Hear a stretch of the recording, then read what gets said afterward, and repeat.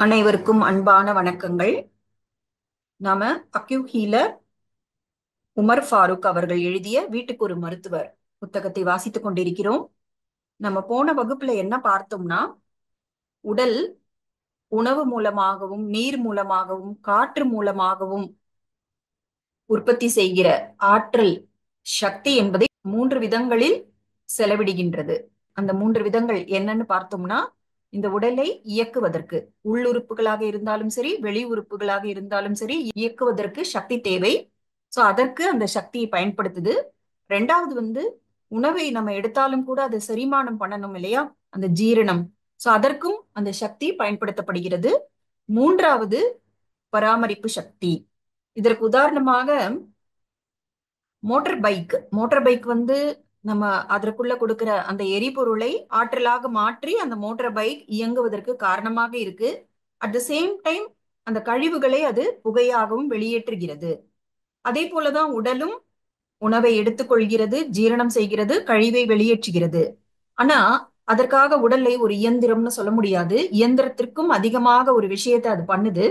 அது என்னன்னா, motor bike வெளியேற்றப்படாத கழிவை தேங்கி விட்டால் அதனால ஏற்படுகிற அந்த பார்ட்ஸோட டேமேஜஸ் எல்லாம் அதால சரி பண்ண முடியாது. ஆனா உடல் தேங்கிவிட்ட கழிவை நாம் விதிமீறல்கள் செய்து, தவறான விஷயங்களை செய்து நம்ம உடலை கெடுத்துக்கிறோம் இல்லையா. சோ அந்த ஒரு ரிப்பேர் அத கூட உடல் என்ற அற்புதமான இயந்திரம் பண்ணுது. உண்மையில உடல் இயந்திரத்தையும் தாண்டி ஒரு அற்புதமான விஷயம். ஏன்னா அதற்கு தானாகவே செயல்படக்கூடிய ஒரு ஆற்றல் இருக்கு. சோ இதெல்லாம் நம்ம புரிஞ்சுக்கிட்டோம். அதுக்கு இன்னொரு ரொம்ப அழகான ஒரு உதாரணமும் சொல்லியிருந்தாரு. ஒரு கத்தினால நம்ம விரலை கீறிக்கிட்டோம் அப்படின்னா ரத்தம் வெளிவரும். ஆனா முழு ரத்தமும் வெளியேறி விடாதபடி உடனே அந்த ரத்த உறைவை ஏற்படுத்தி இந்த ரத்த கசிதலை உடல் தடுக்கிறது. அதனால ரொம்ப அழகான பஞ்ச் லைன் மாதிரி என்ன பார்த்தோம்னா, உடல் கழிவுகளை வெளியேற்றுமே தவிர தேவையான ஒரு அணுவையும் வெளியேற்றாது. இதையும் நம்ம புரிஞ்சுக்கணும். சோ இந்த மாதிரி லைன் எல்லாம் கேட்கும் பொழுது ரொம்ப சிம்பிளா தான் தெரியும். ஆனா இந்த மாதிரி ஒவ்வொரு வகுப்பிலும் நாம் தெரிந்து கொள்கிற விஷயங்களை, அந்த முக்கியமான லைனை நம்ம எழுதி வச்சோம்னு வச்சுக்கோங்க, பின்னாடி நமக்கு எந்த சந்தேகம் வந்தாலும் இந்த லைன்ஸை பார்த்தாலே நமக்கு அதற்கான பதில் கிடைத்துவிடும். சரி, நாம இன்னைக்கு பாகம் 8க்கு போயிடலாம். தலைப்பு: நோய் என்பது கற்பனை. சோ இந்த வகுப்புகள் எல்லாமே ஸ்டெப் பை ஸ்டெப்பா கொண்டு போறாரு, ஒவ்வொரு படியா கொண்டு போறாரு. சோ முதல்ல 7 பகுதிகள் நம்ம புரிஞ்சுக்கிட்டோம் அப்படின்னா அந்த 8வது பகுதியும் புரிந்து கொள்வதற்கு சுலபமாக இருக்கும். இதுல நிறைய நமக்கு சந்தேகங்கள், கேள்விகள் வரும். அதுவும் பின்னாடி வரக்கூடிய வகுப்புகளில் கண்டிப்பாக நமக்கு தெளிவு கிடைக்கும். சரி, மனித உடல் எப்பொழுதுமே தவறு செய்வதில்லை என்றால் இன்று உலக மக்களின் நோய்கள் எங்கிருந்து வந்தன? இது எல்லார் மனசுலயும் வரக்கூடிய ஒரு கேள்வி. மனித உடல் தவறே செய்யாது அப்படின்னா இன்னைக்கு உலகத்துல நிறைய மக்கள் நிறைய நோய்களால வாடுகிறார்களே, இந்த நோய்கள் எல்லாம் எங்கிருந்து வந்தன? இதற்கு என்ன பதில்னா, இந்த நோய்கள் அனைத்தும் நம் விதி மீறல்களின் விளைவு. அப்படியானால் நாம் இந்த விதிகளை மீறுவதை நம் உடல் வெறுமனே பார்த்து கொண்டுதான் இருக்கிறதா அல்லது எச்சரிக்கை செய்கிறதா?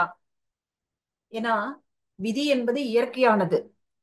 அந்த விதியை ஃபாலோ பண்றது, மீறுவது என்பது நம்முடைய முடிவாக இருக்கு. அந்த மாதிரி நாம விதிகளை மீறும் பொழுது உடல் வெறுமனை சாட்சியா பார்த்துக்கிட்டு இருக்கா, இல்லை ஏதாவது எச்சரிக்கை செய்கிறதா? என்ன பதில் சொல்றாருன்னு பார்க்கலாம். மிக கடுமையான எச்சரிக்கைகளை நம் உடல் நமக்கு தெரிவித்துக் கொண்டே இருக்கிறது, ஆனாலும் நாம் கண்டு கொள்வதில்லை. ஆரோக்கியமான மனித உடலின் ஆற்றல், இயக்கம், செரிப்பு, பராமரிப்பு என 3 விதங்களில் செயல்படுவதை நாம் அறிந்தோம். இந்த ஆற்றல் பங்கீட்டில் நம் விதிமீறல்கள் மாற்றத்தை ஏற்படுத்துகின்றன. நம்ம போன வகுப்புல பார்த்தோம் இல்லையா, உடல் உற்பத்தி செய்கிற அந்த சக்தி, ஆற்றல் என்பது 3 விதங்களில் செலவிடப்படுகிறது. அது உடலோட இயக்கமாகவும் உடல ஜீரணம் செய்யக்கூடிய அந்த செரிப்பு என்ற ஒரு விஷயமாகவும் இருக்கு. மூன்றாவதாக பராமரிப்பு. இந்த மாதிரி 3 விதங்களில் உடல் தன்னுடைய சக்தியை செலவு செய்யுது. ஆனாலும் சமமா செலவு செய்யுது. அந்த பங்கீட்டில், இந்த ஆற்றல் பங்கீட்டில் நாம செய்யக்கூடிய விதி மீறல்கள் மாற்றத்தை கொண்டு வருகின்றன. இந்த லைனை நம்ம சரியா புரிஞ்சுக்கணும். இயக்கம், செறிப்பு, பராமரிப்பு, இந்த மூன்று விஷயங்களில் ஆற்றல் சமமாக பங்கிடப்படுகிறது. ஆனா நாம விதி மீறல்கள் மூலமாக இந்த சமமாக பங்கிடுதல் அப்படின்னு ஒரு விஷயம் இருக்கு பாருங்க, அதுல நம்ம மாற்றத்தை கொண்டு வருகிறோம். பசி இருக்கும் பொழுது உண்ண வேண்டிய உணவை பசியற்ற நிலையில் தினமும் உண்டு வருகிறார் ஒருவர். இப்படி தினமும் செரிப்பு நடவடிக்கையை பற்றி துளியளவும் கவலையின்றி அவரின் உடலுக்கு ஊறு விளைவிக்கும் நடவடிக்கைகளை தொடர்கிறார். அவரது உடல் தேங்கும் கழிவுகளை நீக்க நேரமின்றி மீண்டும் மீண்டும் வயிற்றில் விழும் உணவுகளை வெளித்தள்ளும் வேலையை மட்டுமே செய்து வருகிறது. கழிவுகள் மிக அதிக அளவில் தேங்கி உடலின் குறைந்தபட்ச பணிகளையே செய்ய தடை ஏற்படுத்துகிறது. அதாவது இந்த மூன்று விஷயங்கள்ல ஆற்றல் பங்கீடு இருக்கணும்: இயக்கம், ஜீரணம், பராமரிப்பு. ஆனா நம்ம தொடர்ந்து பசியே இல்லாம சாப்பிடுவதை மட்டுமே செஞ்சுக்கிட்டு இருந்தோம்னா நம்ம அந்த சமமான பங்கீட்டில் குறுக்கிடுகிறோம். அப்போ உடலுக்கு வேற வழியே இல்லாம அந்த ஜீரணிக்கிற வேலையை மட்டுமே பண்ணிட்டு இருக்கு. அப்ப என்ன பண்ணுது? நம்ம முன்னாடி வகுப்புல பார்த்தோம் இல்லையா, ஒரு ஜீரணம் என்பது உடலின் பல உறுப்புகள், உள் உறுப்புகள் சேர்ந்து ஒருங்கிணைந்து செயல்படுகிற ஒரு விஷயம். அப்ப அந்த உள் உறுப்புகள் தயாராக இல்லாத நிலையில் நாம சாப்பிடுகிறோம் அப்படின்னா அந்த உணவுகளை வெளித்தள்ளும் வேலையை மட்டுமே உடல் செய்ய ஆரம்பிக்கிறது. அப்ப எவ்வளவு கழிவுகள் வரும், உற்பத்தி ஆகும்? அப்ப கழிவுகள் மிக அதிக அளவில் தேங்க ஆரம்பிக்கின்றன. அப்படின்னா ஒரு மினிமம் ஒர்க்குன்னு ஒண்ணு இருக்குல்ல, எல்லாருக்குமே குறைந்தபட்சம் இந்த வேலையை செய்யணும் அப்படின்னு சொல்லுவோம் இல்ல, அதே போல இந்த உடலுக்கு குறைந்தபட்ச ஒர்க்குன்னு ஒண்ணு இருக்கு. அந்த பணிகளை கூட செய்ய முடியாம இந்த கழிவுகள் தடை செய்கின்றன. எவ்வளவு ஆழமான விஷயம் பாருங்க. அப்ப என்னெல்லாம் நடக்குது? நம் உடலில் எந்த பகுதியில் வேண்டுமானாலும் கழிவுகள் தேங்கலாம். எந்த வகையான கழிவுகளாகவும் இருக்கலாம். காற்று கழிவு, மலக்கழிவு, சளி கழிவு, நீர் கழிவு என எவ்வகை கழிவானாலும் சரி, அதை தேக்கமுற்ற பகுதியிலிருந்து வெளியேற்ற உடல் தீவிர நடவடிக்கைகளை மேற்கொள்கிறது. சோ கழிவுகள் வெளியேறணும். ஆனா வெளியேற முடியாத அளவுக்கு நிறைய பணிகள் அதற்கு இருக்கு. அப்ப கழிவுகள் தேங்குகின்றன. அப்ப என்ன பண்ணுது? அது எந்த விதமான கழிவாக இருந்தாலும் சரி, எங்க வேணாலும் அது டெபாசிட் பண்ணிடுது. என்ன விதமான கழிவுகள்னு பார்க்கும் பொழுது, காற்று கழிவு நமக்கே தெரியும். நம்ம ஆக்சிஜன் எடுத்துக்கிட்டு கார்பன் டை ஆக்சைடை வெளியில அனுப்புறோம். சோ காற்று கழிவாக இருக்கலாம், மலக்கழிவாக இருக்கலாம், சளிக்கழிவாக இருக்கலாம், நீர் கழிவாக இருக்கலாம். சோ எக்கச்சக்கமா கழிவுகள் சேர்ந்து விடும் பொழுது அந்த கழிவுகளை அந்த தேக்கமுற்ற பகுதியில் இருந்து வெளியேற்ற உடல் தீவிர நடவடிக்கை எடுத்தே ஆக வேண்டும். உடலுக்கு எப்பொழுதுமே பர்ஃபெக்ட், அக்யூரேட். அது அந்த நேரத்துல எமர்ஜென்சி என்ன வேலை செய்யணுமோ அதை செய்யவே நினைக்குது. ஆனா நம்ம குறுக்கிடுகிறோம். அப்ப அது என்ன பண்ணுது? ஒரு தீவிரமான நடவடிக்கை எடுக்குது. ஒரு இடத்திலிருந்து கழிவை வெளியேற்ற சராசரி வெப்ப சக்தியை விட சற்று உயர்வான வெப்பம் தேவைப்படுகிறது. எங்கோ ஒரு உறுப்பில் தேங்கிய கழிவுகளை வெளியேற்ற உடல் முழுவதும் சீரான வெப்பநிலை உயர்வு தூண்டப்பட்டு காய்ச்சலாக வெளிப்படுகிறது. மறுபடியும் படிக்கிறேன். எங்கோ ஒரு உறுப்பில் தேங்கிய கழிவுகளை வெளியேற்ற உடல் முழுவதும் சீரான வெப்பநிலை உயர்வு தூண்டப்பட்டு காய்ச்சலாக வெளிப்படுகிறது. இப்போது காய்ச்சல் என்பது நோயா அல்லது கழிவுகளை வெளியேற்றும் நடவடிக்கையா? சற்று சிந்தித்து பாருங்கள். கழிவுகளை வெளியேற்ற ஏற்பட்ட காய்ச்சல் நம் உடல் ஆற்றல் பகிர்வில் பெரும் மாற்றத்தை ஏற்படுத்துகிறது. நம்ம பார்த்தோம் இல்லையா, இந்த ஆற்றல் பகிர்வு என்பது செரிமானம், இயக்கம், பராமரிப்பு மூன்று விஷயத்துக்கு கொடுக்கணும். ஆனா இப்ப எமர்ஜென்சி கழிவுகளை வெளியேற்றணும், இல்லைன்னா உடல் உறுப்புகள் பாதிக்கப்படும். எந்த உடல் உறுப்புலையும் கழிவுகள் தேங்கினா அந்த உறுப்பு பாதிக்கப்படணும். அதுதான் நம்ம நோயின்னு சொல்றோம். அப்ப உடலுக்கு தனக்கு நோய் வரத உடல் விரும்பாது. அப்ப அந்த தேங்கிய கழிவை வெளியேற்றணும். அப்ப அது என்ன பண்ணுது? இந்த ஆற்றல் பகிர்வு இருக்கு இல்லையா, அதுல மாற்றத்தை கொண்டு வருது. அதர்வைஸ் சமமான பகிர்வு இருக்கணும். ஆனா இப்ப அந்த ஆற்றல் பகிர்வில் ஒரு பெரிய மாற்றத்தை ஏற்படுத்துகிறது. நம் உடலால் பெறப்பட்ட ஆற்றல் இயக்கம், செரிமானம், பராமரிப்பு ஆகியவற்றுக்கு சமமாக பிரித்து பயன்படுத்தப்படுகிறது. சாதாரணமாக உடல் நிலையில் உணவு, காற்றின் மூலம் உடல் பெறும் ஆற்றல் 99 விழுக்காடு என வைத்துக் கொள்ளலாம். அதில் இயக்கத்திற்கு 33%, செரிமானத்திற்கு 33%, சீரமைப்பு அதாவது பராமரிப்புக்கு 33% என ஆற்றல் பங்கீடு நிகழ்கிறது. நார்மல் கண்டிஷன்ல இந்த மூன்றுக்கும் சமமாக 33%, ஆற்றல் பங்கீடு நிகழ்கிறது. ஆனா கழிவு வெளியேற்ற வேண்டியிருக்கு பாருங்க. அப்ப என்ன நடக்குது? கழிவு வெளியேற்றம் பின்வரும் முறைகளில் நிகழ்கிறது. நிலை 1, உடலில் தேங்கியுள்ள கழிவின் அளவு மற்றும் தன்மை 33%க்கு உட்பட்டதாக இருக்குமானால் அன்றாடம் உடலால் ஒதுக்கப்படும் பராமரிப்பு சக்தியே போதுமானது. அதாவது நம்ம எல்லாம் பர்ஃபெக்டா பண்ணிட்டு இருக்கோம், இயற்கையெல்லாம் விதி மீறல அப்படின்னா உடல்ல கழிவு தேங்குது இல்லையா, அதனுடைய அளவு அந்த 33% தான் அதற்கு பட்ஜெட் இருக்கு பாருங்க, அந்த சக்திக்கு உள்ளேயே இருக்குமானால் அன்றாடமே உடல் அந்த பராமரிப்பு சக்திக்காக ஆற்றல் கொடுக்கப்படுது பாருங்க, அதுலயே அது சரி பண்ணிடுது. தன்னுடைய 33%க்கு உட்பட்ட கழிவுகளை நாம் எதையுமே அறியாத வண்ணம் சீரமைப்பு சக்தி உடலில் இருந்து அகற்றுகிறது. சோ அது ரொம்ப நேச்சுரல். நமக்கு இதெல்லாம் நடக்குதுன்னே தெரியாது, ஆனா நடக்குது. எப்போ? அந்த லிமிட்டுக்குள்ள இருக்கும் பொழுது. நமக்கு எப்போதாவது ஏற்படும் தலைவலி, வயிற்று வலி, லேசான சூடு, அதாவது உடம்புல கொஞ்சம் காய்ச்சல் மாதிரி ஃபீல் பண்றோம், இதை தவிர இன்னும் ஏதோ செய்வது போன்ற உணர்வு, இவைகள் இவ்வகை கழிவு வெளியேற்றத்தின் அறிகுறிகள். இந்த தொந்தரவுகள் தானே தோன்றி தானே மறைகின்றன. நம் அனைவருக்கும் இவ்வுணர்வுகளின் அனுபவம் இருக்கின்றது. இது பராமரிப்பு சக்தியின் வரம்புக்கு உட்பட்ட பராமரிப்பு வேலை என்பதால் இந்த நிலையில் காய்ச்சல் தோன்றாது அல்லது வெளிப்படாது. அதாவது எல்லாமே சாதாரணமா இருக்கு. அந்த பட்ஜெட் போட்டிருக்காங்கல்ல, இந்த செரிமானம், இயக்கம், பராமரிப்பு, அந்த 33% பட்ஜெட், அதுக்குள்ளேயே நம்மளோட விதிமீறல்கள் இருக்கு அப்படின்னா அதற்குள்ளேயே அந்த விஷயங்கள் நடந்துரும். கழிவு வெளியேற்றமாக இருந்தாலும் சரி அல்லது பராமரிப்பு ஆக இருந்தாலும் சரி, நமக்கு அது நடக்குது அப்படிங்கிறதே தெரியாது. எப்பவாவது ஒரு தலைவலி, ஒரு கொஞ்ச நேரம் தலைவலி வரும், கொஞ்ச நேரம் உடம்பு கொஞ்சம் சூடா இருக்கிற மாதிரி தெரியும், லைட்டா வயிற்று வலி இருக்கிற மாதிரி தெரியும். இது எல்லாமே வரும், தானா போயிடும்.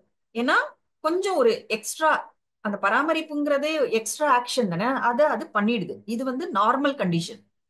இப்ப நிலை 2, ஸ்டேஜ் 2ல என்ன நடக்குதுன்னு தெரிஞ்சுக்கலாம். கழிவுகளின் அளவு மற்றும் தன்மை 50% இருக்குமானால் பராமரிப்பு சக்தி காய்ச்சலை வெளிப்படுத்துகிறது. ஸ்டேஜ் 1ல காய்ச்சல் கிடையாது. ஸ்டேஜ் 2ல கழிவுகளோட அளவு 50% இருக்கு. அப்போ கொஞ்சம் எக்ஸ்ட்ரா அங்க ஃபோக்கஸ் பண்ண வேண்டி இருக்குல்ல. அப்ப அந்த எக்ஸ்ட்ரா ஃபோக்கஸ் எப்படி பண்ணுதுன்னா அதிக அளவு வெப்பத்தை உடலில் ஏற்படுத்துகிறது. இப்போது காய்ச்சல் என்பது உடலின் ஆற்றல் பகிர்வுக்கு உடலாலேயே ஏற்படுத்தப்பட்ட அவசர தடையாகும். இப்போ இந்த இடத்துல ஃபோக்கஸ் பண்ணணும். இப்ப தேங்கிய கழிவை நான் வெளியேற்றணும், ஏன்னா ஓவர் ஆயிடுச்சு. நம்ம கூட வீட்டை சுத்தம் பண்றோம்னு வச்சுக்கோங்க, டெய்லி பெருக்கி கூட்டி தள்ளுறோம் அப்படின்னா நமக்கு அது அன்றாட வேலைகள்ல அது ஒன்றாக இருக்கும். அது நம்ம செய்யறோங்கிற ஒரு பெரிய ஒரு உணர்வு கூட நமக்கு ஏற்படாது. ஆனா ரொம்ப குப்பை தேங்கிடுச்சு, நிறைய குப்பைகளை நம்ம சேர்த்துட்டோம், சில விஷயங்கள்னால நிறைய சேர்த்துட்டோம். இப்ப ஏதாவது பர்த்டே பார்ட்டி நடக்குதுன்னு வச்சுக்கோங்க, விருந்தாளிங்க வராங்க, ஃபங்க்ஷன் நடக்குதுன்னா அன்னைக்கு கொஞ்சம் ஜாஸ்தி குப்பை இருக்கும்ல. அதே போல சில விஷயங்களால நம்ம உடம்புல நம்ம நிறைய கழிவுகளை தேக்கிடுறோம் அப்படின்னா மற்ற விஷயங்களை நிறுத்திட்டு இந்த குப்பைகளை அகற்ற வேலை செய்தாகணும்ல. அப்ப ஆற்றல் சமமாக பங்கீடு செய்ய முடியாதே.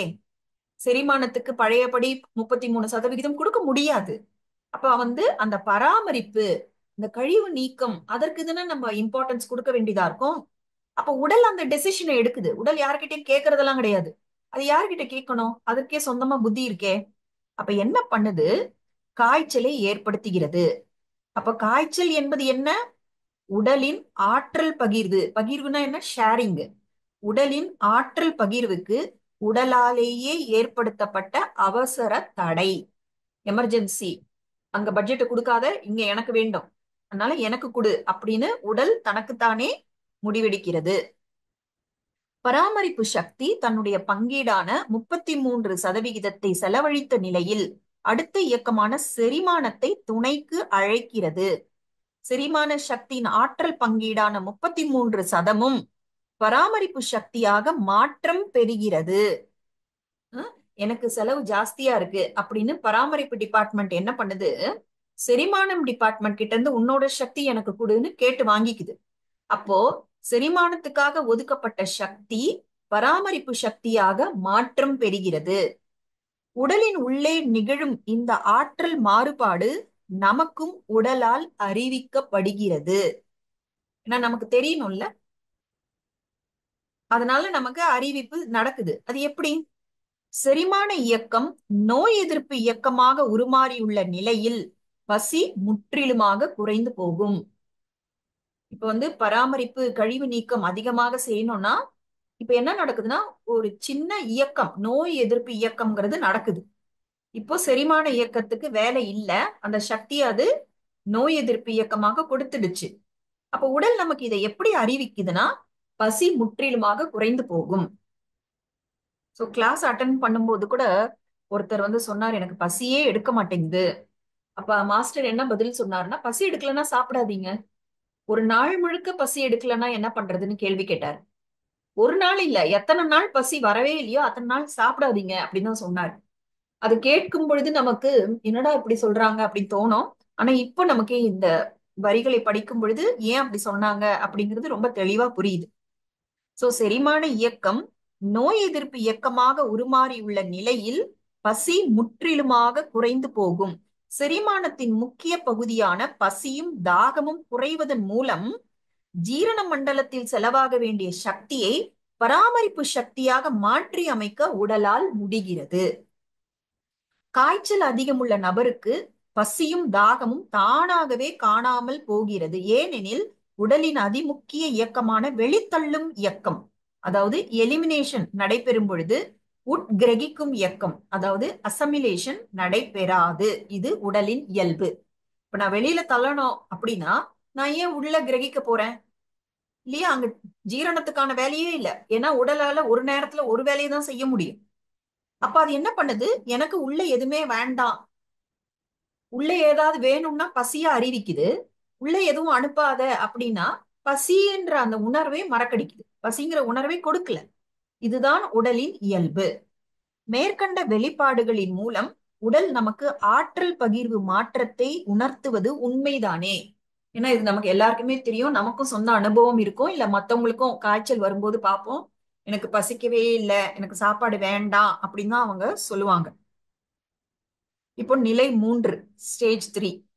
பராமரிப்பு சக்தியின் சுய பங்கீடான 33%மும் செரிமான சக்தியின் 33%மும் இணைந்து கழிவுகளை வெளியேற்ற முயல்கிறது.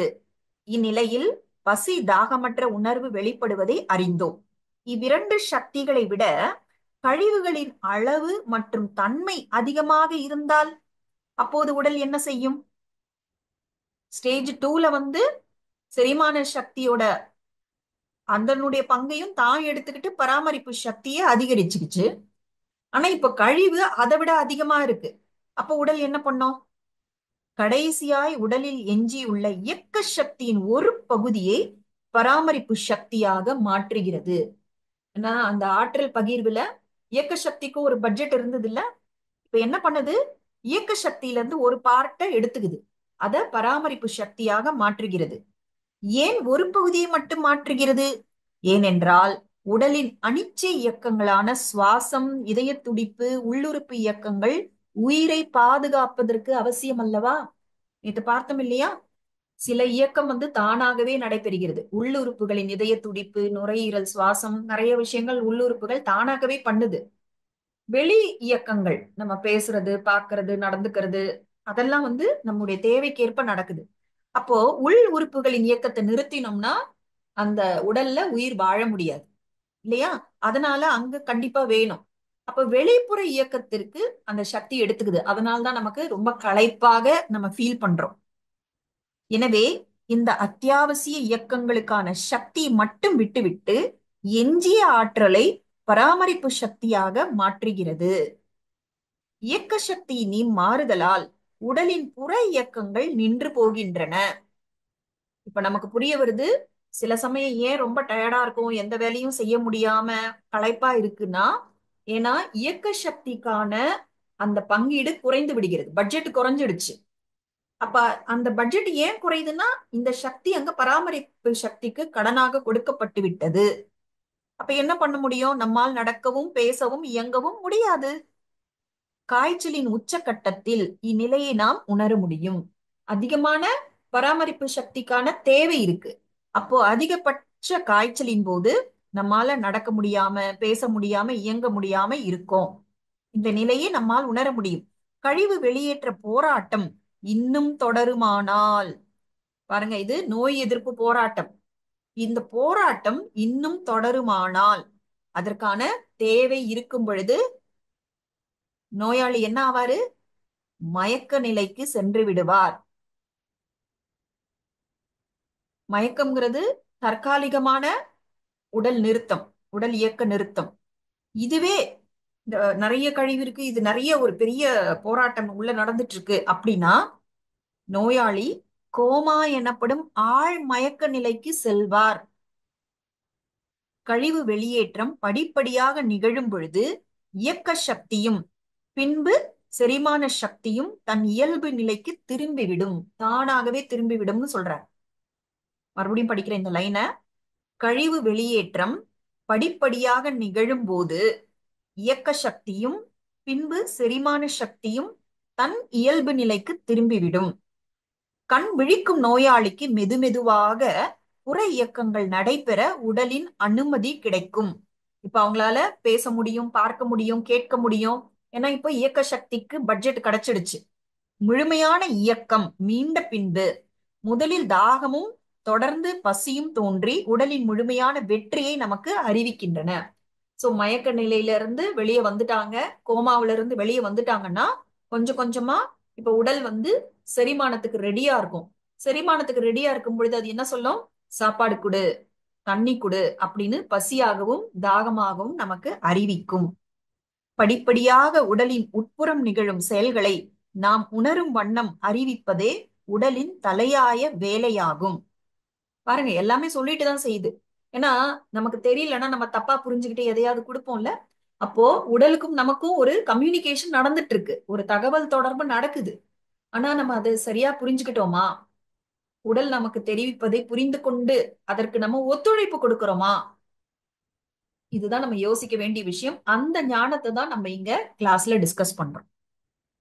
சோ படிப்படியாக உடலின் உட்புறம் நிகழும் செயல்களை நாம் உணரும் வண்ணம் அறிவிப்பதே உடலின் தலையாய வேலையாகும். ஏனெனில் உடலின் முதல் எதிரி நாம் தானே. சோ நம்மளை சிந்திக்க தூண்டுற மாதிரி ஒரு கேள்வியோடு இந்த பகுதியை முடிச்சிருக்காரு. ரொம்ப புதுமையான விஷயங்கள் எல்லாம் தெரிஞ்சுக்கிட்டோம் இன்னைக்கு. இதை யோசித்து பார்க்கணும். ஏன்னா இந்த விஷயங்கள் எல்லாமே நம்ம உடல் நமக்கு அறிவிக்குது. ஆனா நம்ம என்ன செய்யறோம்? இந்த ஞானம் புரிந்து கொள்ளும் பொழுது, அதை சிந்தித்து பார்த்து ஏற்றுக்கொள்ளும் பொழுது நாம சில முடிவுகளை எடுத்தாக வேண்டி இருக்கு. இன்னும் அடுத்த பகுதியில் இன்னும் நிறைய விஷயங்களை நம்ம தெரிஞ்சுக்கலாம். நன்றி, வணக்கம்.